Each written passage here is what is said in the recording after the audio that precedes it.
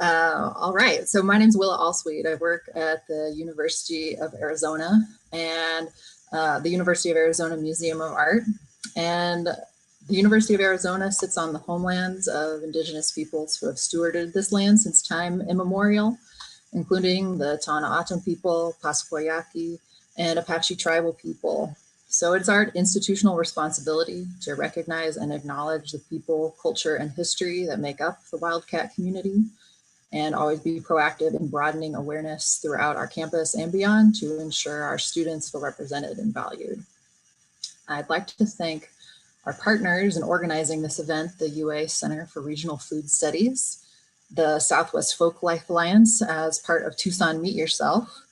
And I encourage you all to explore more Tucson Meet Yourself events this year, all throughout October, happening virtually, and a few outdoor events as well, as we've all pivoted, as well as more upcoming UAMA events and virtual exhibitions and virtual events through the Center for Regional Food Studies. We'll be posting some links in the chat for more upcoming events on this topic and others. Megan Carney, Megan Carney, the director of the Center for Regional Food Studies, is going to be our moderator here today, facilitating a conversation between 5 panelists who have a lot of different perspectives about our local food system. And we're only just beginning to understand the impacts of COVID-19 on our food systems. So we're going to sort of get into our preliminary findings and reactions from those of you who are working in food right now.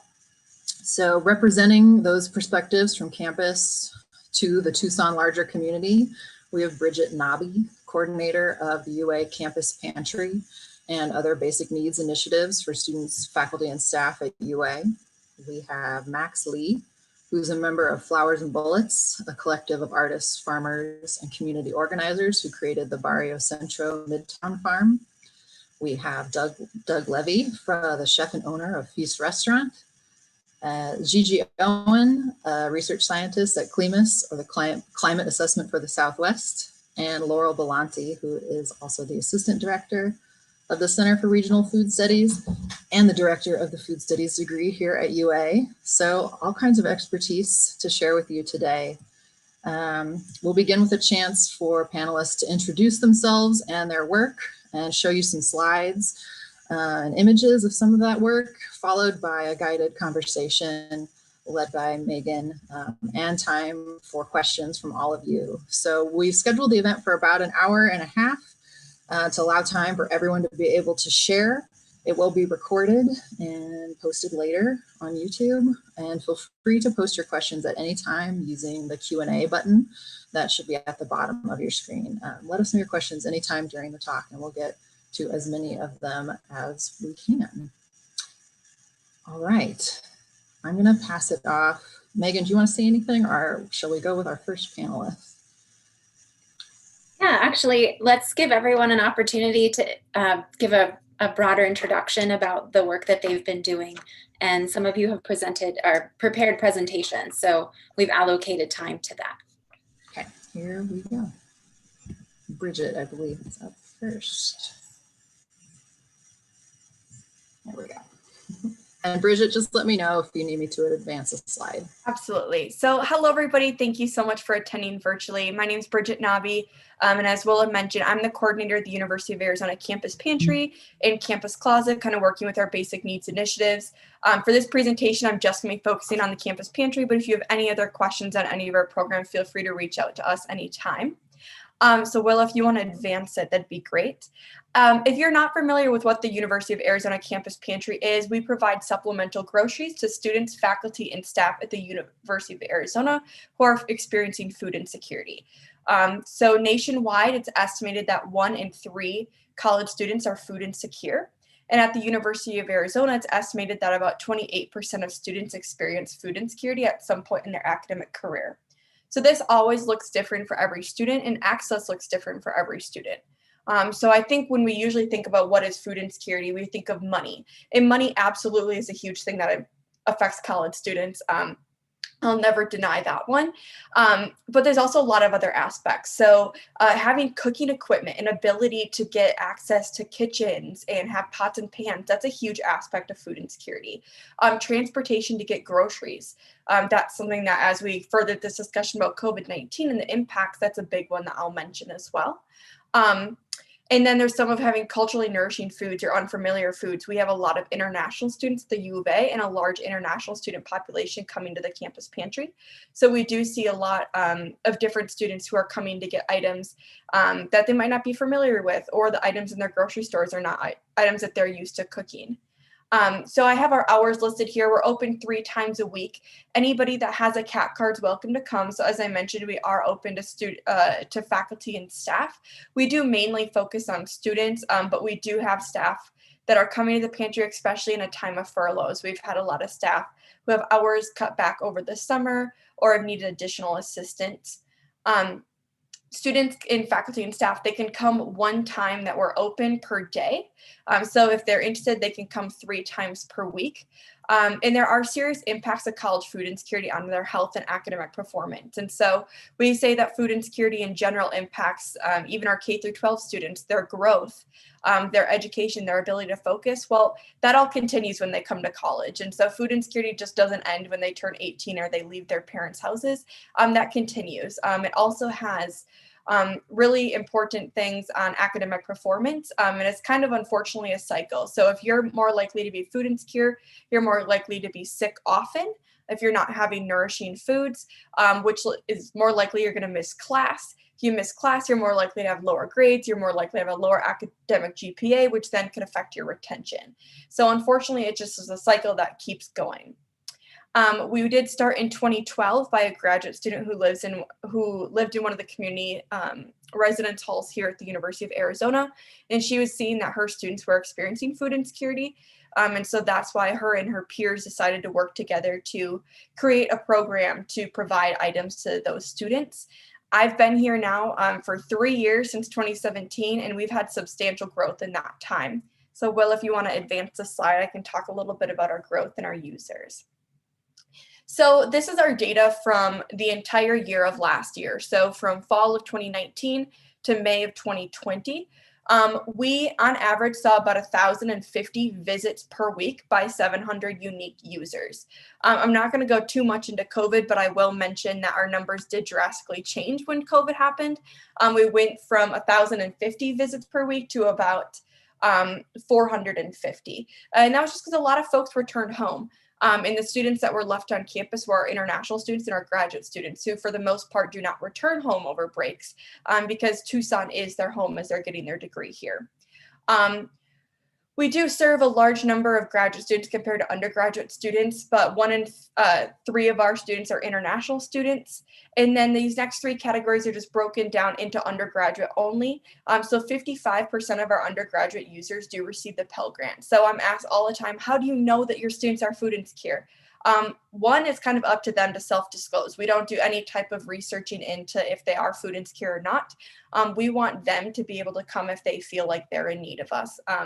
And we want to empower them to take advantage of the resources that are available to them to support them to get their degrees. So this is a number, though, that we can highlight to say that there is a large number of students who are in need.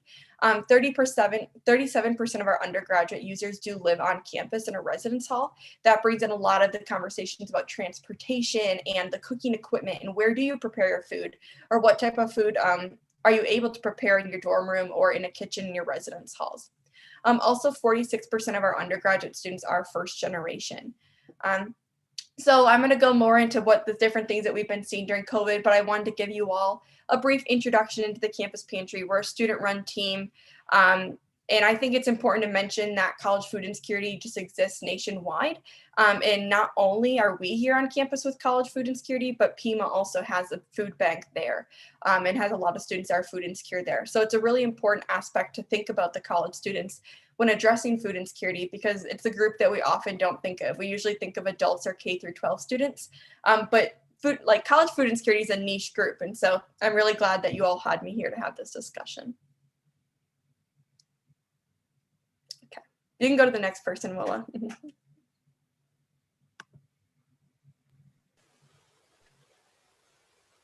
Looks like it's me. Hello, everyone. It's Max Lee. I'm here to represent the Flowers and Bullets Collective. Willa, can you go to the next slide? So the name Flowers and Bullets, we are a local collective based in Barrio Central neighborhood. Flowers stand for the transformative future we're building through gardening, arts, and other community healing process, where the bullets stand for the struggle that we have to go through. Most of our members have had a generational trauma as a result of systemic racism and mass incarceration. But we're fighting and using a different weapon that's plants and animals and beauties and murals. Can you go to the next slide? Just some background of our barrio. So what you see in this yellow line, that's the Barrio Central Julia King neighborhood. It's just south of 22nd, south of Reed Park. But as soon as you cross 22nd Street, things get really different from the north. This is more than 70% of Latinx population, and a lot of are indigenous descendants of indigenous people, or still consider ourselves indigenous people on this land. And you can see the composition of our neighborhood. North is a nice area, that's Reed Park, but south we are bounded with Aviation Highway and the Pacific Union Rail Yard. And then to our southeast is the Davis Mountain Air Force Base. Could you go to the next picture? Okay, so what's near the Davis Mountain flight path, this entire neighborhood is actually on the landing path. So I apologize if there's an airplane just fly over and making noise. But 2004, the Davis Mountain Air Force Base changed their flight path directly to the top of Julia King Elementary School without consulting with the neighborhood. So as a result, the school had to close. And then the school is not just the only public school in this neighborhood.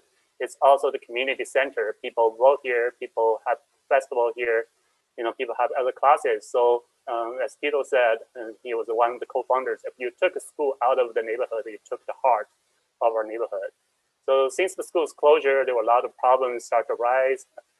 And in 2016, the Tucson Unified School District, TUSD, plans to sell it to the Penske Trucking Company. You can actually see these trucks just south of the school. So Flowers and Bullets was founded in 2012 in response to actually the closure of the ethnic study program of TUSD. And we want to, gain our sovereignty of our culture, of our land.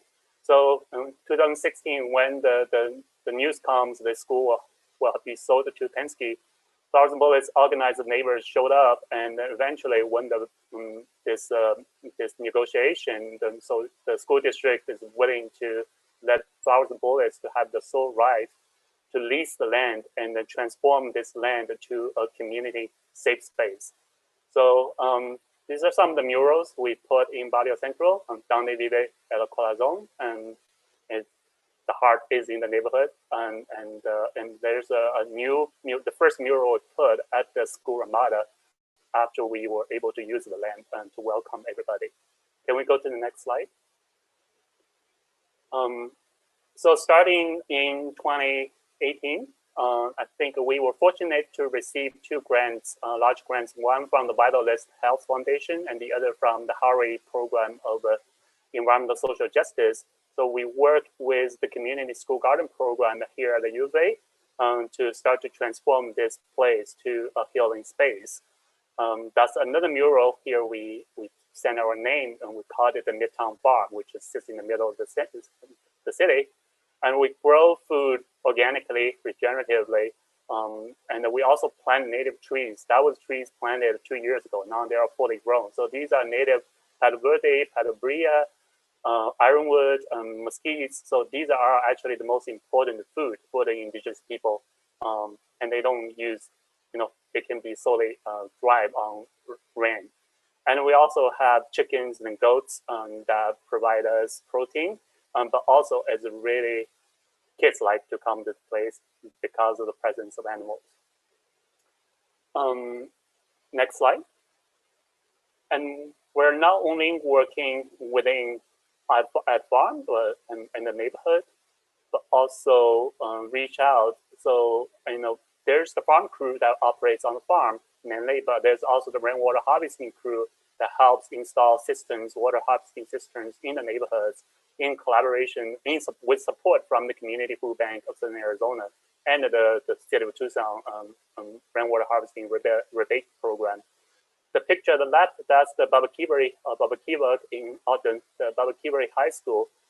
So we collaborate with the school students and install the rainwater harvesting systems at high school at cell. So these are the work we continue to do, and even in the midst of the COVID-19, I can say more about later about the impact of COVID-19 and how we respond in the long run by doing the same thing we've been doing. Thank you.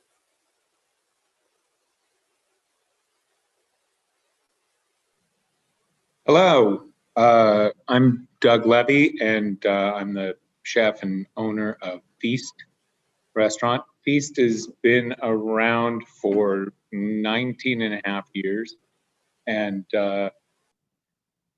boy, you can sort of tell I'm not used to doing the whole academia thing. Everyone's got these PowerPoint presentations, and I did send a couple of photos, but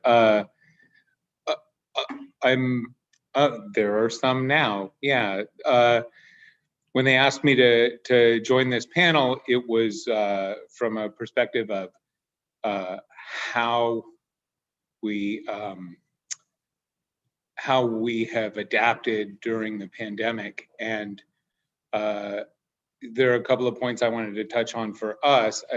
First of all, we are 19 years old, and so I feel really fortunate that we have had this time to build relationships with the community and therefore be able to keep our doors open. When I think of John Martinez down the street in our former space at Tito and Pep and realize that they're 2 years old, I can't imagine if this had happened to us when we were 2 years old, how we'd have handled it. It's been pretty devastating for the restaurant industry, and then for all of the surrounding industries. If I've watched dozens of wine reps be furloughed or just outright laid off.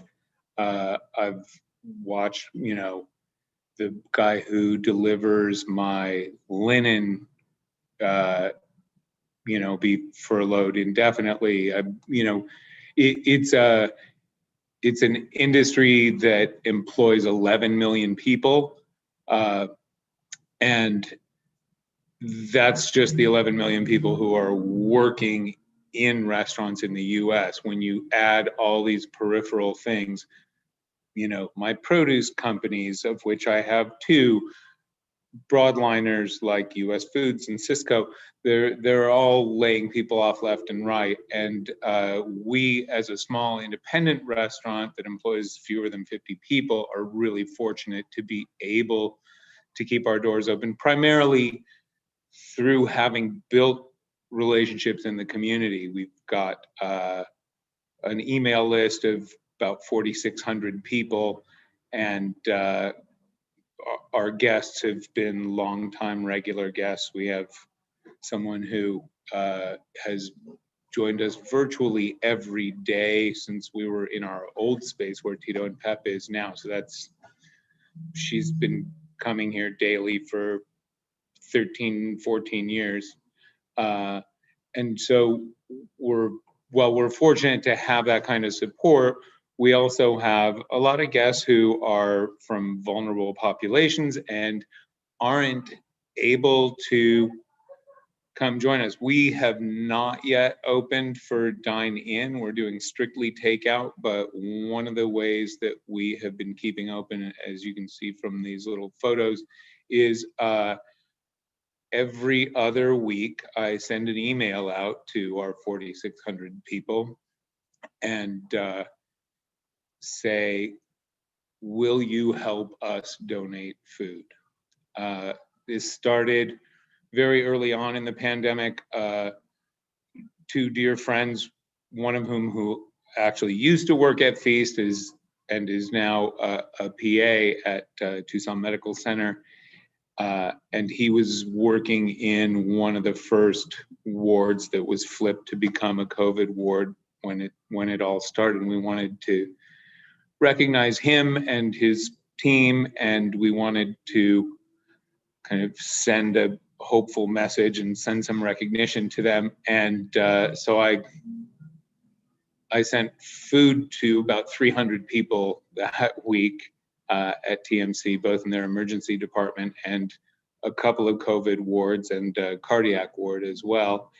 And we had so many people donate that we had money left over. So we decided, let's keep doing this. We went to Banner, we went to St. Mary's, St. Joe's, we went to 4 different El Rio clinics, and people kept supporting us, and people kept telling their friends who aren't on our email list and maybe had other interests. We've supported 7 different animal shelters, a couple of different fire departments during the wildfires up to the north. We have sent food to the Primavera Men's Shelter, to the Sister Jose Women's Center. This coming week, we're sending food to the Pima County Elections Department and the Pima County Recorder's Office, and all the people who are helping to ensure that voting goes as smoothly as possible during this time. And it's been really great and exciting to see the level of support we've been getting from the community, and be able to keep our doors open and keep our staff employed by helping others. So I'm really grateful for it. I'm really excited about it. I will say that restaurants, whether they're open for dine-in now or not, are having a really difficult time. We're hoping for some big legislative changes, and I would encourage people to go. I think I sent a link to the website, saverestaurants.org, which is the Independent Restaurant Coalition. It's estimated that without help from the federal government, that 85% of independent restaurants will close permanently by the end of the year. And I'd prefer not to be among them. Oh, look, somebody's putting it up. Thank you so much. And thank you, Natasha, for posting our web address. I think it's actually saverestaurants.org as opposed to saverestaurants.com. It's just a great way to contact your congressperson or your senator and say, hey, this is important to me. I would like to see restaurants remain in existence besides,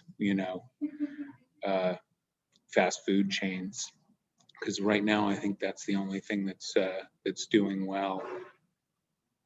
That's what I've got. So I cede the floor to the next wonderful, amazing person.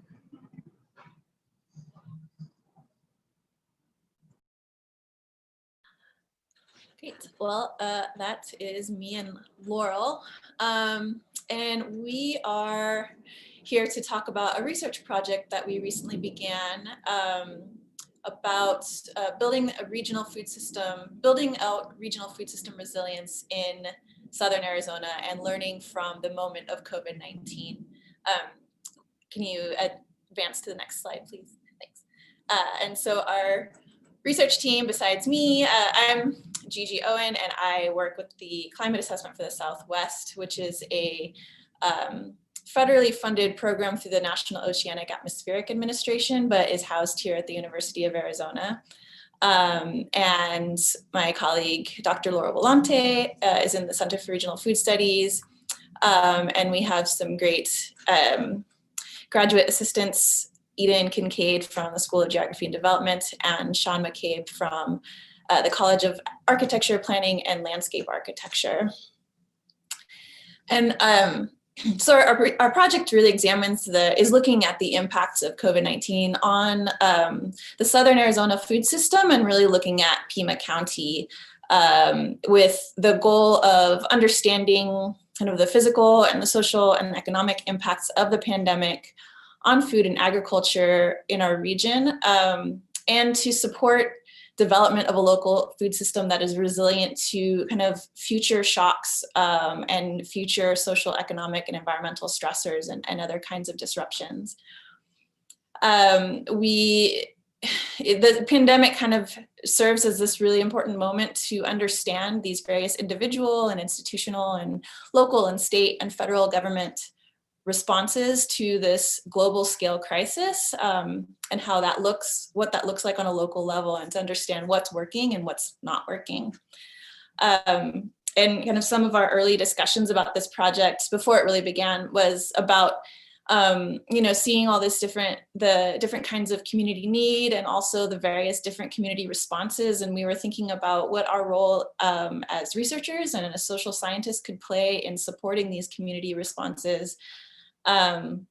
So we kind of see our role in all of this right now to help look at trends and changes over time, and turn some of our observations and data into actions and policy that will help kind of build a robust local food system that is resilient to future environmental and public health crises. So this includes a survey with agricultural producers who distribute or sell goods in Pima County. And then we're conducting interviews, and this is all ongoing, current. So we're conducting interviews with producers and distributors and restaurants, and also organizations who work in the realm of local food policy and food access. So the rest of the intro, I'm just gonna kind of briefly provide an overarching picture of the impact that COVID's had on food nationally and locally, and then Laurel's gonna share a few of some of the emerging trends that we're starting to see from our survey and interviews. Next slide, please. So the COVID-19 pandemic really brought several already existing disparities and inequalities in the food system to the surface.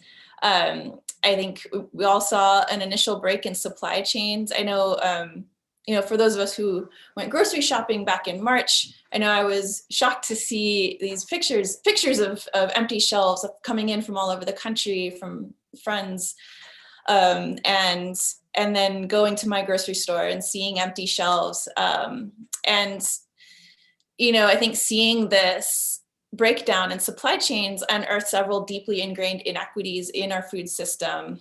And even over time, as the stores in the Tucson area became stocked, people who live in more remote areas did not really regain access as quickly, or didn't have access to the types of foods that they wanted or needed. And then over the past several months, as people lost their jobs and have begun to lose their jobs, or were furloughed, had less income, we've seen a real rise in food insecurity levels around the city.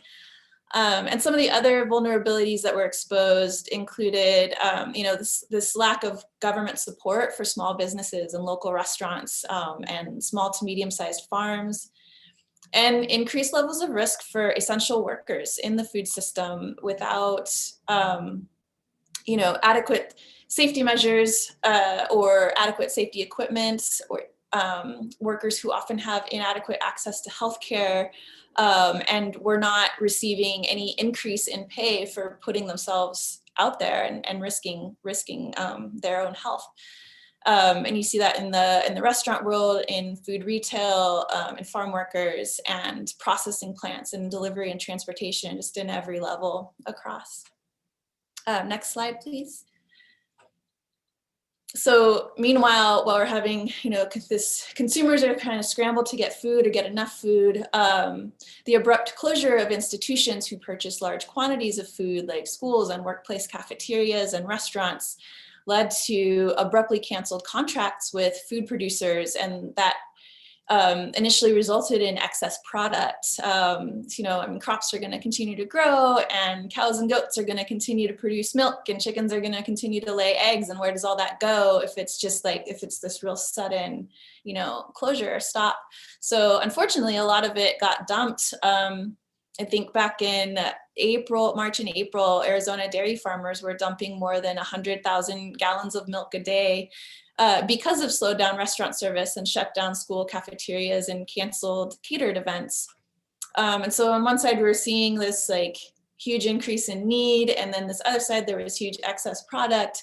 And also then kind of some issues around inadequate access to the right cooling and storage systems for future use, or ways to transport these items in a timely manner to other markets or to consumers or to food banks and food pantries. Next slide, please. And so with several of these national supply chains breaking, we saw that people all over the country were turning to their local food system. And that also happened here in Tucson. Community supported agriculture shares and meat shares quickly filled up and sold out. People were turning to their local farmers and ranchers and to farmers markets, also, buying all the product they could from those local growers. And then farmers markets had to adapt how they would operate with new safety protocol.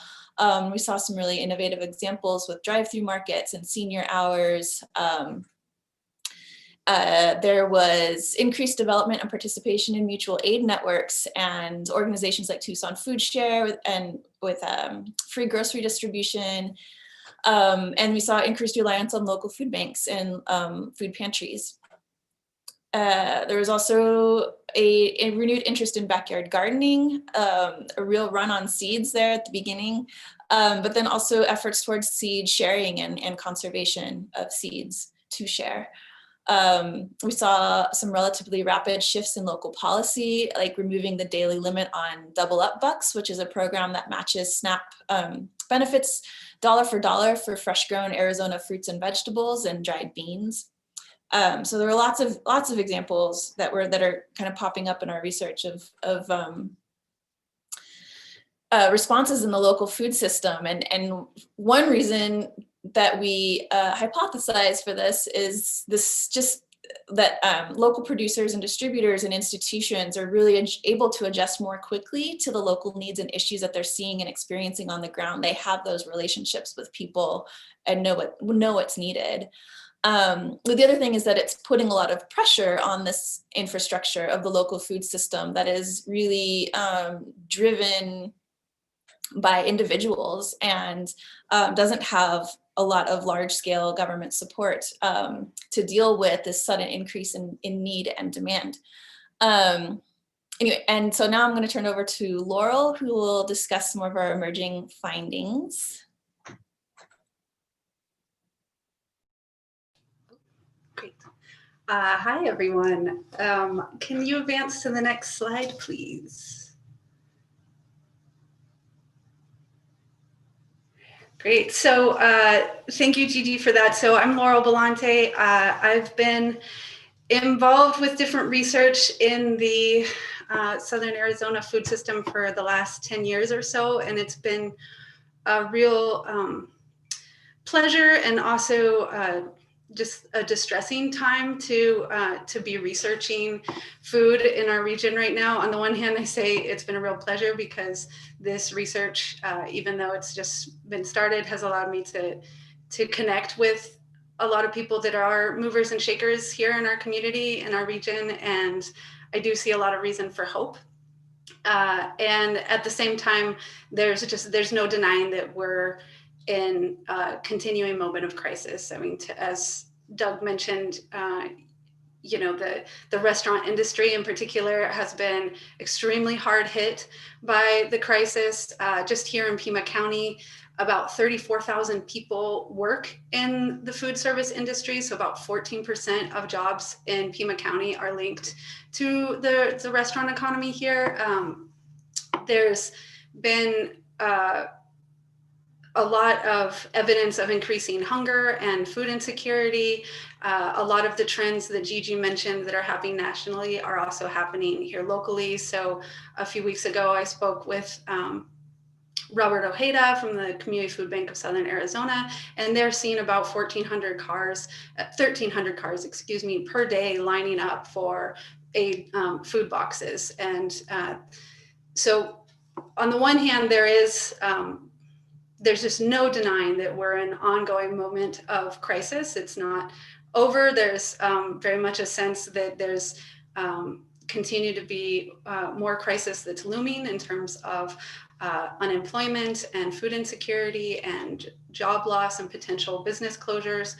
But there's also a lot of reason for hope. And I think it's a very critical for us to always remember that in times of crisis, it's also times of opportunity. And so how do we think about this particular crisis as an opportunity for us to envision the kind of food system that we want, and to the extent that we're able to invest our energy and our resources and our votes into building that food system. So real quickly, and I can go into any of this in more depth as we get into the Q&A, but some of the just emerging findings that we're having with this very, very recent research, so we're just about 5 or 6 weeks into this, is that a key factor in resilience during crisis, any kinds of crisis, is already having established networks of relationships. And this is true for the kind of solidarity and mutual aid networks that we're seeing, but it's also true in the extent that, much like Doug mentioned, that the extent to which people are already connected before moments of crisis allows us to have a lot more flexibility to respond to that crisis in creative ways. Communication channels also are really important, and we've been seeing a lot of innovation in how actors in our food system are responding and using different social media platforms and communication networks to get out their message of how they're adjusting. And this, again, similar to the point number 2 here, the networks, all of these channels had to be established beforehand. So as an example, Pivot Produce, which is run by Eric Stanford, a business that originally distributed food from local farms to about, I think, 30 different restaurants here locally. Overnight, he lost about 90% of the demand from restaurants. But with one Instagram post, he was able to get 350 people to sign up for a new home food box delivery system. So basically, having those kind of platforms of communication have been absolutely critical for people to communicate changes in their business model and to create new models for keeping our food system afloat. Point number 4 is particularly important from my perspective, is that right now we're seeing that there's just a huge value in our local food system. And it's not just about food, right? Yes, there's all sorts of examples we can point to where different people throughout our local food system have been doing incredible works in terms of distributing food to people in need. But it's also about the human connections, right? It's about community solidarity and the ability to help each other out in moments of crisis. And there's so much evidence happening right now showing how isolated we are and how much we're struggling with all sorts of mental challenges, psychological, social, and our local food system is actually filled with examples and opportunities where people are able to be outside, to connect. If you go to the farmers markets these days, there's so much action, and it's really quite joyful to see that there's still spaces where people can connect and kind of overcome some of that sense of isolation. garden spaces are also, I think, something really important to emphasize during this time, the importance of public outdoor spaces and as places for physical health, for social gathering, and all of these things, even if we have to be protective of our own health.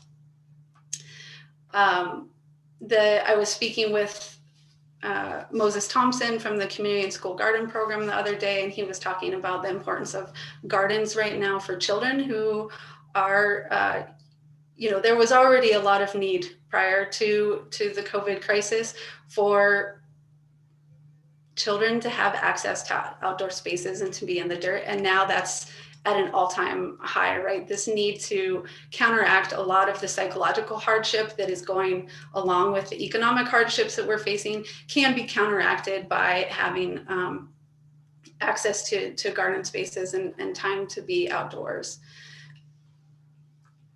I could go on and on, but in the interest of brevity, I will continue.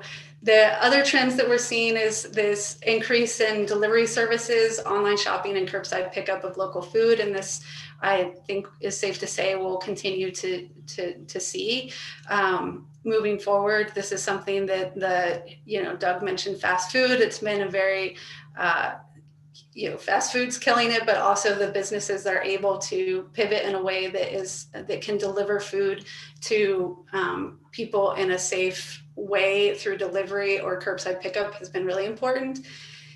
And geography matters. As we're moving into the winter months, there's a lot to say how in Southern Arizona, a lot of the benefits, we just enjoy a lot of benefits from having a climate that allows us to be outdoors year round and to operate different aspects of our food system in outdoors. So whether that's gardening year round or having public markets outside, that's a huge benefit to us right now as we can't gather in inside spaces. Different policies have been key to navigating this crisis. As just a few examples, some city policies have been critical, such as the city allowing for alcohol to go sales. I know that has been key for a lot of restaurants to be able to stay afloat during this time, to have some additional income from alcohol sales. There's also been efforts to cap delivery fees so that restaurants aren't being gouged so intensely on the pricing for delivery and able to get their food out. Gigi mentioned the Double Up Food Bucks program that's allowed SNAP recipients to get matching funds to use their SNAP bucks for Arizona grown fruits and vegetables. And there's also been these federal support for free meals for children. So currently TUSD is distributing free grab and go meals for children under 18 at all 67 stops on the bus route. So there's been a lot of policies that have also been really critical to our ability to respond in this moment. And lastly, the final point on this slide is the creativity and flexibility. And there's so many examples of this already that we've seen just in the interviews that we've done so far, is that the actors in our local food system have really been amazing at responding to this current moment, to shifting their business models so that they have, some business owners created online grocery markets. The Pivot Produce shifted from being a farm to restaurant delivery distributor to being a farm to home distributor. Food Not Bombs started a Tucson food share home delivery of emergency food aid and things like that. So a lot of examples to look to in that as well. Next slide.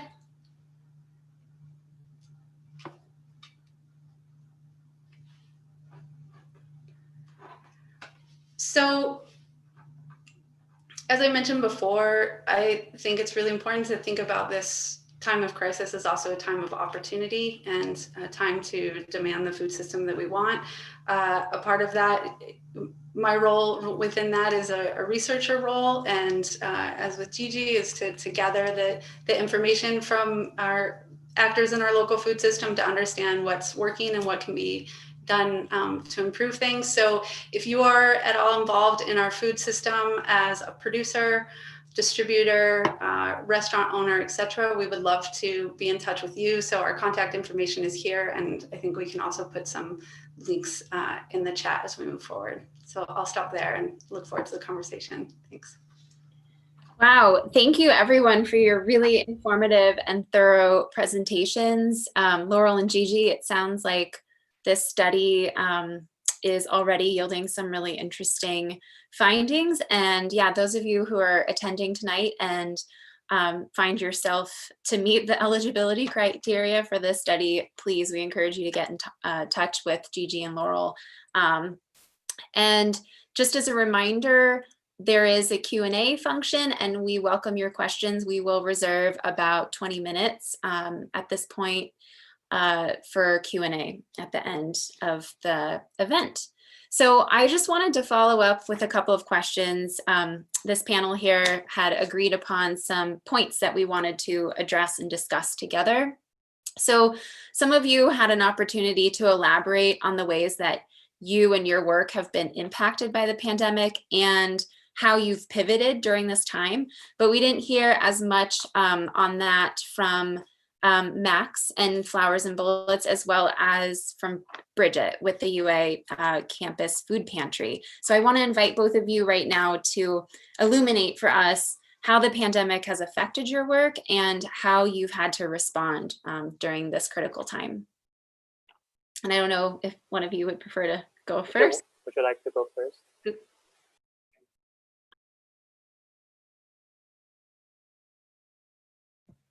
Okay, I can go first. So at the Campus Pantry, I kind of already mentioned that the biggest thing was just the numbers of folks that were coming to the pantry was a big decrease. But I think it's important to mention that although it was a decrease, we had a lot of new individuals coming for the first time. So some of the students who were here previously, they might have been living in the residence halls, the undergraduate students who are low income, but had relationships with family members and they were able to go back with their families. We weren't serving them anymore. They went back to Phoenix or California or wherever they're from, or even in Tucson, we had folks go back to where they grew up. But that's not the case with all students, and that's pretty privileged to think that college students could just go home. We do serve a large number of foster students here at the U of A and at the Campus Pantry. We work very closely with a program called Fostering Success. And they have about 80 students who are emancipated minors, they aged out of foster care or were homeless individuals. Those students don't have a place to go back to. And if they are going back to another environment, that could have serious impacts on like financially for them. It could have impacts mental health wise. They might not be going back to a positive environment. And cost wise too, to try to leave campus or go somewhere else. And so those folks, like once they come to campus, campus is their home.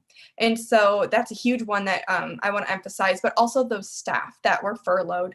I know somebody put something in the chat that they've been coming to the pantry, and it's really good to hear from people to know how much of an impact that we do make. We don't ask a lot of questions from folks when they come.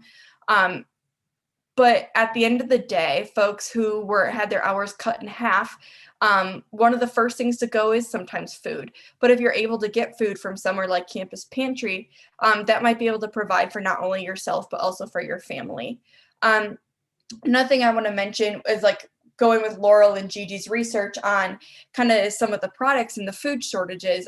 That's something that we experienced. And we actually had folks telling us like, you have the most food out of any of the stores I've seen, or you have the most food out of this. It was kind of true, but we did see things. One of the items that's taken the most from us is bags of rice. We could not find bags of rice anywhere in town. It was just, they just didn't exist anymore.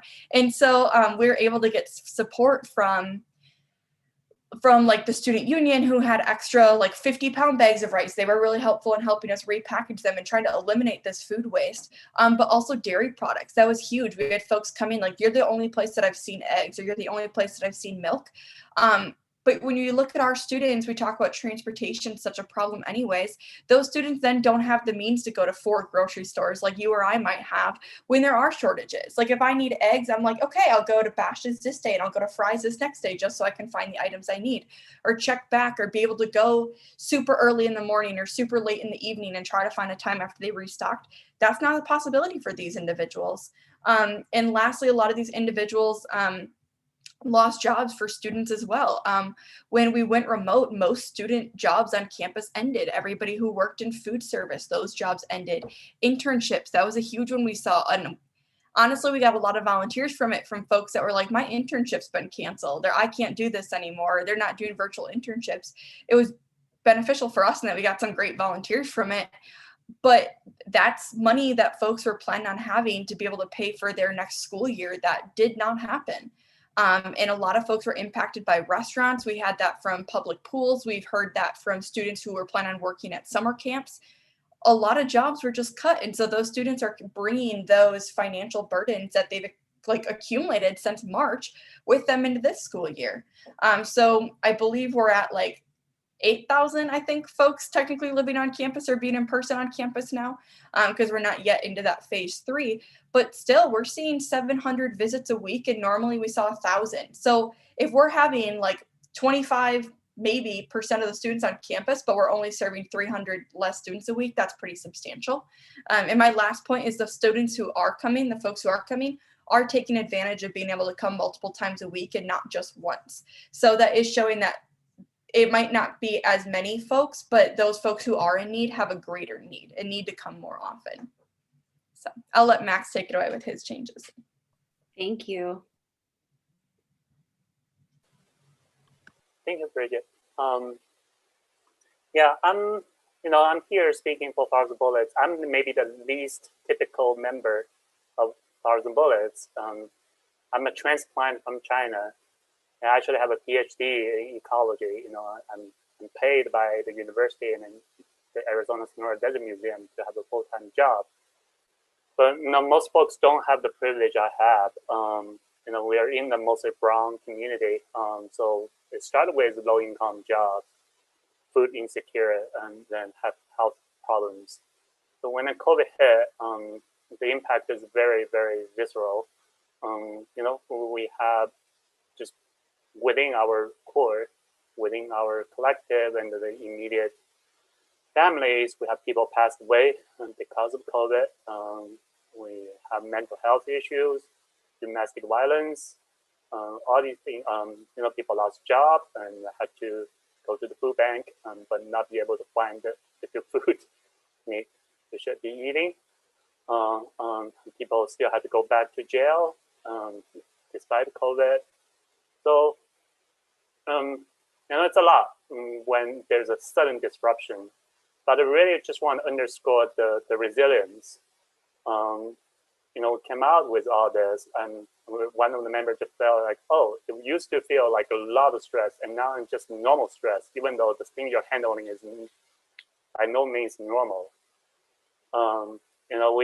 We still create a path, supporting path when things happen, and we try to meet on Zoom. And if it's not possible, then you go test it and meet in person. And a farm is such a space that we can still have reasonable people. By reasonable, we limit the number of people at the farm to 7. So we can have some small group meetings at the farm, wear masks with safe distance. When COVID first hit, there were very little resources, and we worked with the Thunder Canyon Brewery to start produce COVID kit that has hand sanitizers and homemade masks, and other groups will just come and make their mask and donate. So as Laurel said, pointed out, that community cohesion or that relationship building in the past years and years all become important at this point. And think we're just gonna continue, and now we know a bit more about the virus, so we feel more secure to allow a bit more people to come to work at the farm. with all the safety protocols. But we're still, with limited resource, we can just like do very regular check, with thermal guns and stuff. So that's, that still creates problems. And also, there's a lot of things that we planned for 2020, fundraising to raise enough funds to actually buy the land, so to secure this land. We can't do that anymore with COVID. So a lot of things which we think are very critical, important for the future, has to be paused. But we keep going, and I think this is the first year we start to practice no-till method at a farm, both doing composting, tilling, mild tilling versus no-till, to see the effect on building a healthier soil. With Eric and Peter Produce, we actually sold a lot of the foods to Peter Produce, which then got redistributed to people in need. But also a lot of foods we will just give for free. There's a lack of infrastructure since we still don't own the land and we don't have access to any electricity on the farm. So we're building a cold storage, but without electricity at the moment. So a lot of food we harvested this season, they go bad very quick without, if we can't distribute it fast. So a lot of them, we just have to come up and post it on Facebook, hey, there's free food, collect, and if no one can collect it within a day, let's give it to Casa Maria. So all these response that we have to make with the limited resources we have. But also from the long term, COVID is just this one small thing.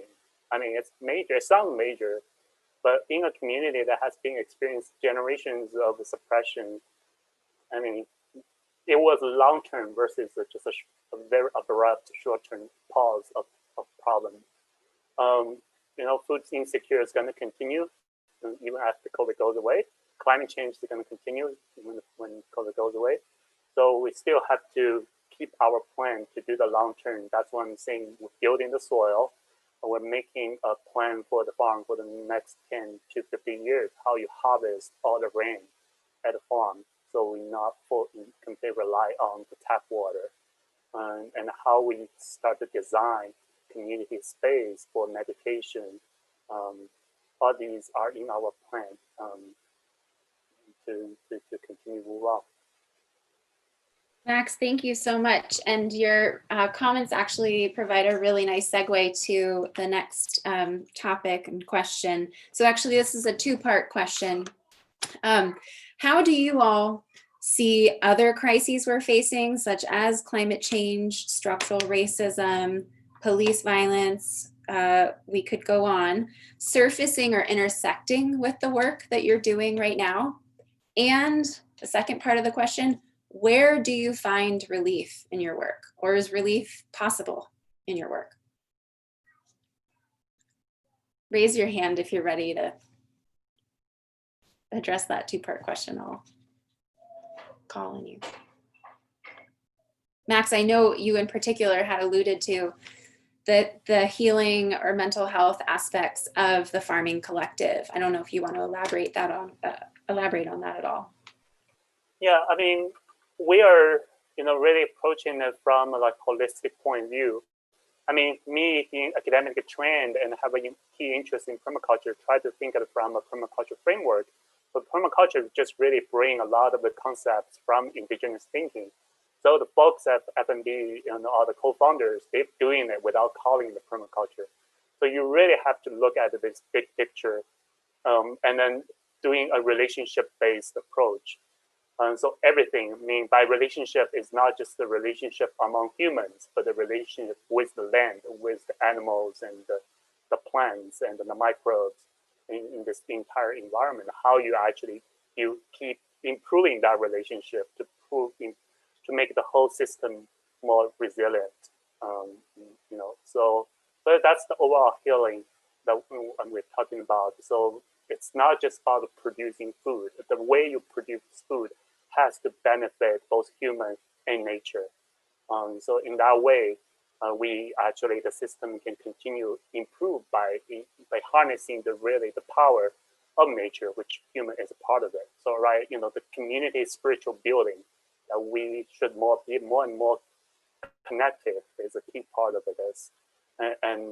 But also we need to be more connected with the plants, the animals. By that, we need to build a habitat. We need to restore the things that we destroy. And with that, then the food actually now exists in this space. You don't have to pay expensive money to get food or go out to get food, but the food is become, in a time of crisis, food exists, available in this space.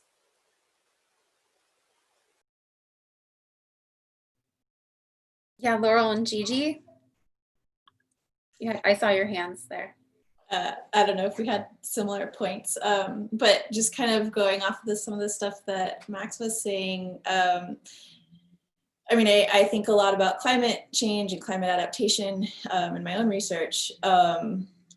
And, agriculture is really interesting because on one hand, it's kind of a cause and driver of the greenhouse gas emission. Like the current large scale production ag is kind of a contributor to climate change, but agriculture could also be a solution to draw down carbon emissions from the atmosphere, and using some of these techniques that Max was talking about in terms of indigenous practices and no-till ag and regenerative restorative practices.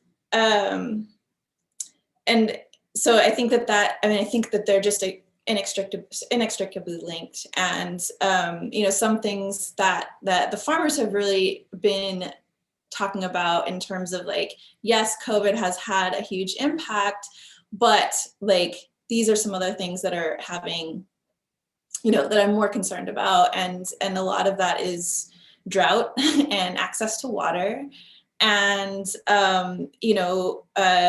increased heat and changing daily temperatures and minimum temperatures, and just how that's fluctuating. And I mean, just this year this was the worst monsoon in record for Tucson and record-setting heat. I think it was maybe the second hottest summer on record. And if that is the trend that continues, all these things are going to play a bigger role, and it's really the convergence of what would that look like next year versus this year versus 5 years from now, and how do you plan for that? And I think that those are big questions that are really being talked about amongst local farmers and policy makers and distributors and restaurants. Thank you. Laurel, did you want to add anything to that? And then Doug, I saw your hand too. Sure. Since Gigi touched on kind of the climate change aspect of the crisis, I would just add, something that has impressed me so far with the interviews that I've conducted with different restaurant owners and food distributors that are working with local food producers here in Tucson, is that every single person has mentioned concerns about social justice. And this is something that, we're seeing it in the national media, that there's this renewed kind of spotlight on our food system right now. There, all of those meat processing plants getting shut down because of COVID outbreaks and things has really, I think, drawn to the fore all of the social injustices that are the foundation of our industrial food system. And at the same time, on a more local level, when you're a restaurant owner and you're having to lay off half of your staff or lay off everyone in the case of some businesses that are shutting down, a lot of restaurant owners are reflecting on the vulnerability of their hourly workers and how, the exploitation is our food system is rampant with exploitation from the food production through food service, and the impacts of the practices also on people's environments. And so I guess the that's the downside, right? Is that this crisis is really revealing all of those inequities and challenges. And I would just say, as kind of a silver lining to that, it's really encouraging to me to see that people are thinking about these issues and trying to put their heads together to find new solutions to them. And you know, examples of this is the perennial problem with kind of local food movements and people that are trying to create you know, farmers markets and access to local food, is that on the one hand, you're trying to create a just food system that acknowledges all of the work of the food producer, but at the same time, how do you do that and also make an accessible product for consumers that don't necessarily have a lot of money to pay extra for food?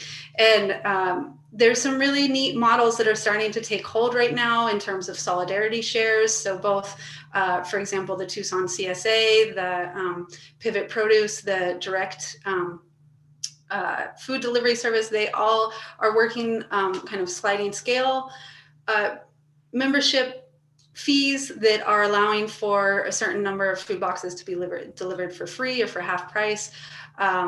There's efforts now to increasing kind of linkages between food that goes unused by certain groups to then distribute that food through different relief services, such as Tucson Food Share right now is doing a lot of effort in that. And so those are places where I think there's so much work to do, but there is nice to see that that's happening right now, and that there is a part of how we can take advantage of this moment of, you know, everyone kind of seeing the as the curtain pulls back on the realities of our food system, that we can kind of say, whoa, this is there's a lot that needs to change here. And I just wanted to follow up, Megan, real quick on your second point about like, how do we kind of, what was it? How do we self-care? Or there was some question. Where do we find relief? Or is relief possible?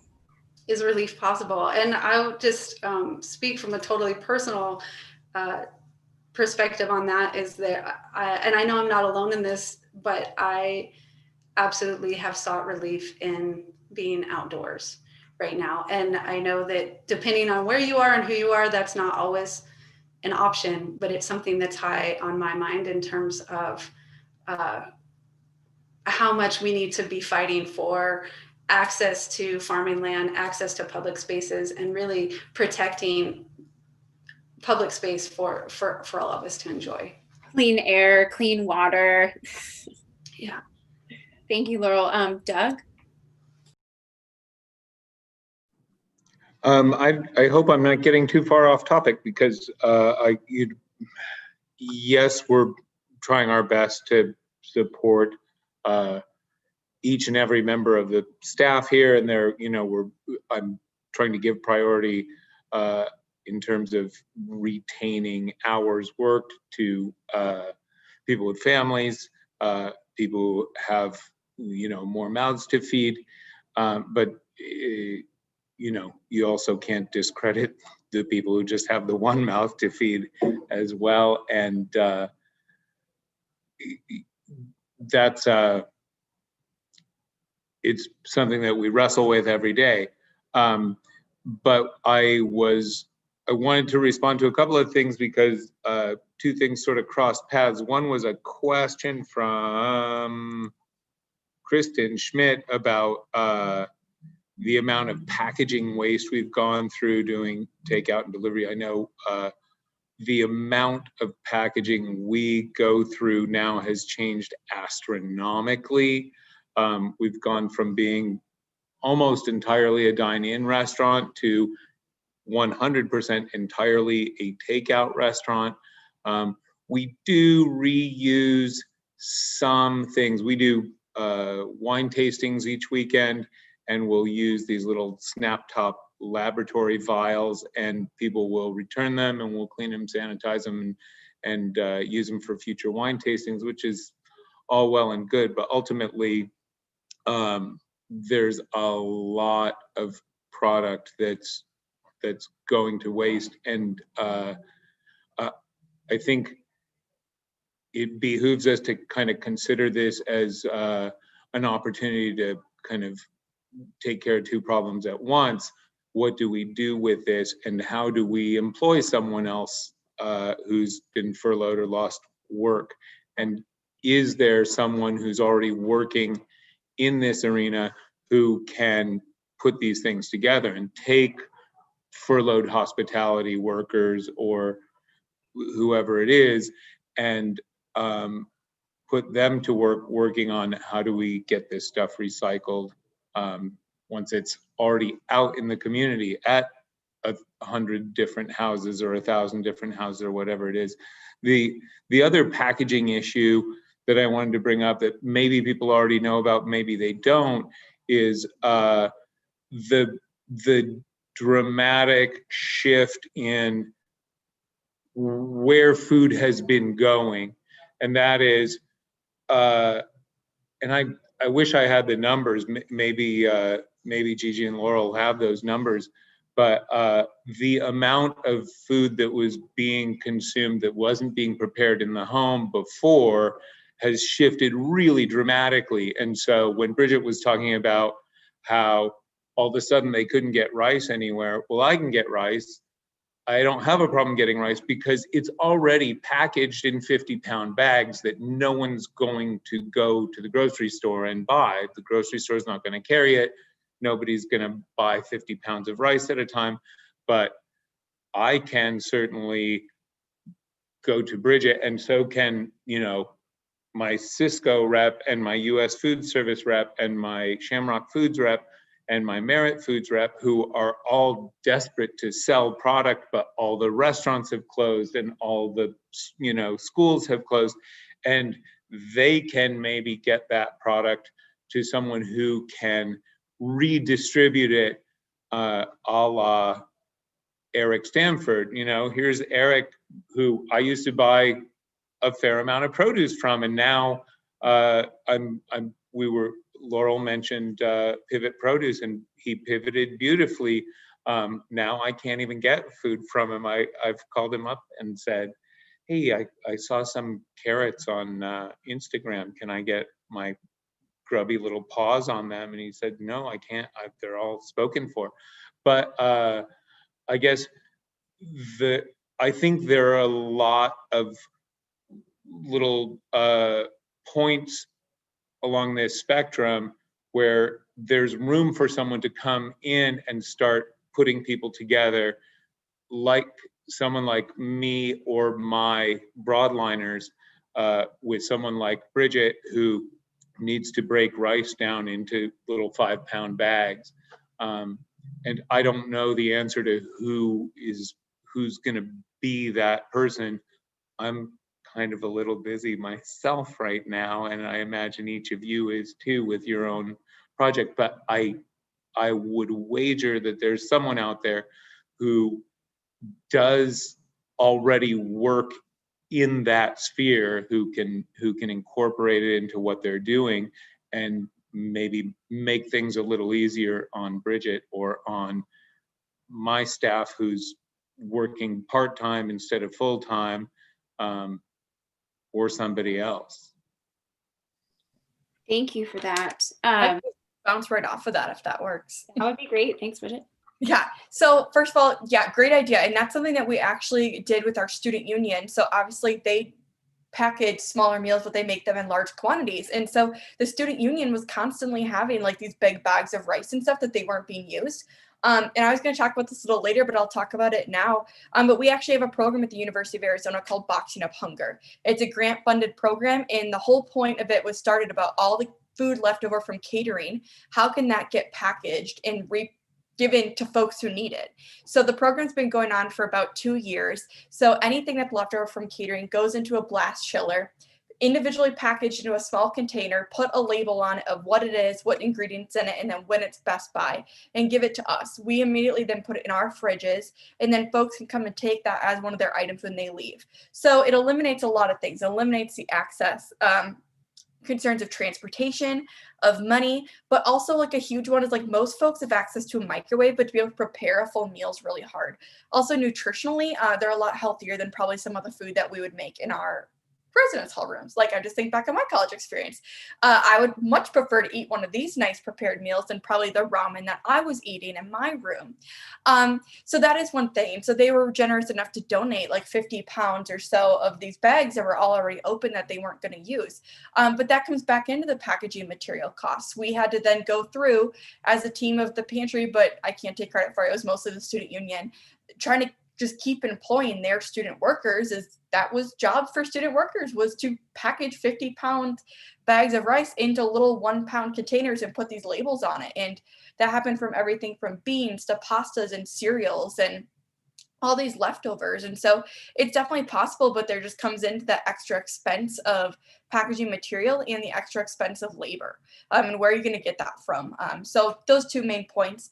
But just to answer Megan's original question briefly, I come from a higher ed background, and higher ed, like, scholarly work is what I do. And so I learn a lot about systemic racism. And at the end of the day, food pantries are inherently anti-racist. And what we do is inherently anti-racist. So as we come out with like different ways to support anti-racist efforts, food banks, and especially like the college food banks, are a huge way. So the folks who are using the pantry most likely come from generations of poverty. And we have a huge disparity in people of color. So it's a much, much larger number of people of color than white individuals who come to the pantry. And if you compare that with the University of Arizona numbers, it's pretty astonishing to see that. So what we do already is trying to work on eliminating and like putting a halt in that generational poverty. And that's why students are coming to the U of A in the first place, is to hopefully have that social and economic mobility that they're getting from having a degree. So them coming here and then having something like food standing in their way, that's extremely problematic. That shouldn't happen. Like, we shouldn't have people dropping out because they couldn't eat. So the fact that that's eliminating people's chance to have that social and economic mobility, which is just going to further contribute to them probably being in that cycle of generational poverty, that's a problem. And so investing in the students is essentially investing in your community. Especially, we have a large number of folks who are right from Tucson. They're just coming to get those degrees. And so in the end, you are investing in like the city of Tucson and the economics of the city of Tucson, but you're doing that through one individual student, which hopefully through generations will then contribute to their students to kind of help eliminate being a first generation student. We see all the research on if you're a first generation student, your chance of retention is a lot lower. So we're just trying to do everything we can to mitigate those basic needs insecurities that are affecting students from not finishing. Thank you for that. And I just want to acknowledge this panel for being so proactive and answering the Q&A. So we're not going to have a distinct Q&A moment because you've been doing that spontaneously. Rather, I think I'm just going to open up with our last question. And also, I know that we have an attendee who has a resource to share with us all. So the last question really is, what work remains to be done? What actions should we be taking, either collectively or individually, to support our local food system and to support the work that all of you are doing during this time? So hold your thoughts on that. Adam, could we unmute one of our attendees, Grace? I'm hoping you could share with us about briefly about Tucson Food Share, as I know you've been involved with that and you posted a comment about it. Hello, thank you so much for the presentation, and thank you all for your work. So I will share a little bit about Tucson Food Share, and thank you for the mentions of us, Laurel. I really appreciate it. So we are a mutual aid project that was created on the fly in mid-March, and we do free grocery distribution as well as delivery to people who can't leave their houses. We are a project of Food Not Bombs Tucson, so we continue our group's core mission of cooking and sharing hot vegan and vegetarian food, especially with people in De Anza Park and Santa Rita Park. And that work remains crucial because our unhoused neighbors, who are among the most vulnerable during this pandemic, are being displaced from parks. So we recognize that we need to assert the right of people to eat in safety and to take up public space without arrest by Tucson police. As a group, Tucson Food Share operates through horizontal organizing. So there are no paid staff members, there are no officers, no leaders, and all decisions are made by consensus. And we do mutual aid, so neighbors help one another. There are no questions asked of people who pick up. Volunteers take home the groceries that they want, and we rely on donations. And we've been operating out of Tallboys on 4th Avenue, but in preparation for that business taking steps toward reopening, we are going to change locations, and we're preparing to move to Blackledge Community Collective. So please come eat with us, come volunteer with us, or you can follow our move at TucsonFoodShare.org or on our Instagram at foodnotbombs_Tucson. Thank you all for your time. Thank you so much, Grace. If you wouldn't mind just sharing, you could post those links in the, somebody already did. All right, thank you. So does anyone on the panel want to start with actions or, yeah, what work remains to be done? I'll go.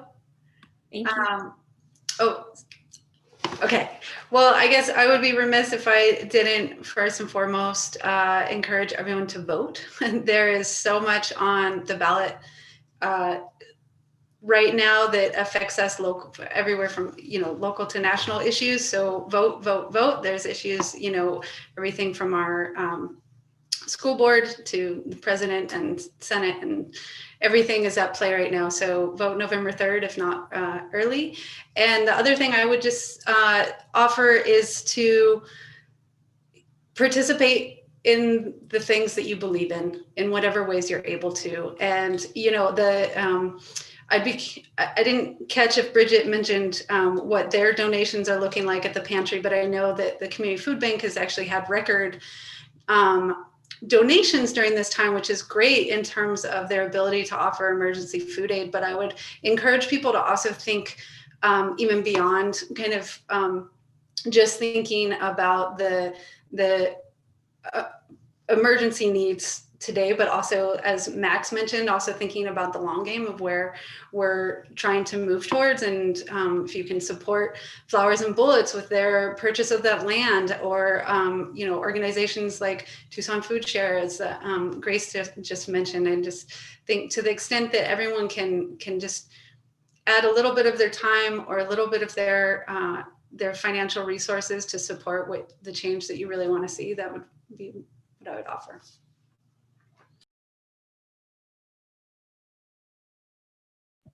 I can go next. Absolutely. I'll just go off what Laurel said. Donations are huge. We've actually been, since the Community Food Bank is only accepting monetary donations, we've actually been pretty supported in the fact that we've been getting a lot of in-kind donations, which is really helpful for us, because I did mention, like, we did have a lot of issues going to the grocery store. We're a student-run team of 9. And so at the end of the day, we don't have a ton of time, and we're all students, and it's hard to go out and look at all the different grocery stores to get stuff. So any donations that way are really important. Also, any monetary donations, connections with grants are really important for us. We have a lot of innovative programs like Boxing Up Hunger. We have 2 rooftop greenhouses, or one on the roof, one at Roger and Campbell. So we're making our own fresh produce that way. We're doing the best we can to connect students to resources. But any more community support that we can get, the better. We've actually gotten some great partnerships by collecting day-old donations from places like Bruegger's and different Starbucks recently. So all of those different connections are extremely beneficial for us, because it's just eliminating that food waste that goes back into climate change and some of those other areas we mentioned.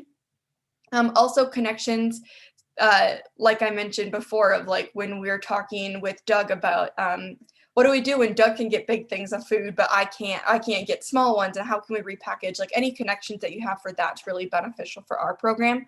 And just really keep an eye out and constantly challenge what is considered the norm. Like I mentioned about foster students, that's not what you'd picture when you think of a college student, but the norm college student is not the person that has a bunch of money and goes out and parties and is privileged. That's not how college is anymore. And so continually looking at where support come from and where folks are living, And what they have as means is really important. So I urge you all to do that. Follow us on social media as well. We have a lot of donation drive-ups that we do that have been really successful. And even if you don't have the means to donate, just to share is something to help get us out in the community to bring awareness that college food insecurity does exist. So thank you all for attending today. Doug, any remaining thoughts for actions? I would piggyback on what Bridget's saying, and that is the sharing thing, not just in terms of sharing what food you're able to provide or what money you're able to provide, but even, you know, speaking as someone who is, you know, not really financially flush right now, I do have other things that I can contribute. Namely, I've been in this community for a long time. I've developed a lot of connections, and so I can mobilize a lot of people who haven't been as affected by the pandemic, and so it's you can help no matter who you are, whether you can write a big check, or whether you can share something on your social media, or whether you can tell 10 friends about it. You know, yeah, Will is posting the Instagram stuff for Campus Pantry, and that's the kind of thing where, okay, I can post that on my social media and expose it to that many more people, and so can you. It's incremental, but every little bit helps people who are, you know, between a rock and a hard place right now. Thank you. Max and Gigi, in our final minute here, do you want to add any actions for us? I would say, I mean, everyone has said, you know, I would just say continue to build participate in this movement of strengthen our human connection and a connection with all living beings. And feel free to follow us, Frogs Bullets, on Facebook. You can find us on Facebook and a website. But that's just the virtual connection. So once you build this kind of virtual connection, the in-person connection, you can still make in-person connections safely, even in the COVID. So yeah, I would say take action and, you know, be human. And that's what I mean as like being human means being outside. Being humans means being in a group. And like where I find solace, like yesterday I was really stressed out by my visa stuff. And then, but we have a farm meeting at the farm. So everyone wear a mask, and there's still plane noise above, but we're, you know, meeting in person, and I'm just processing, taking out the pinto beans. And that's what my grandma's been doing, my grandma's been doing, processing food as a group. So work on something as a group. I think that will make the change.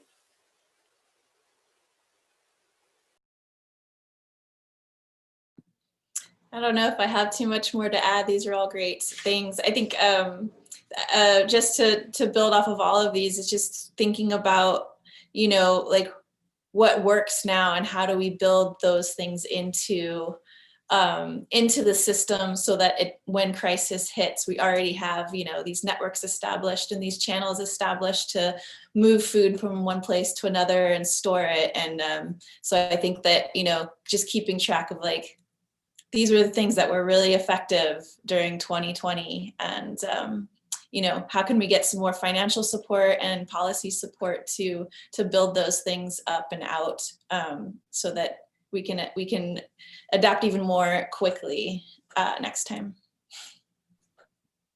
Well, thank you so much to all the panelists for giving your time today. Many of you I know are balancing very demanding schedules, and many of us are caregiving while working from home. And yeah, this has been your words have been very inspirational, I think. And Willa, do you want to add any final remarks?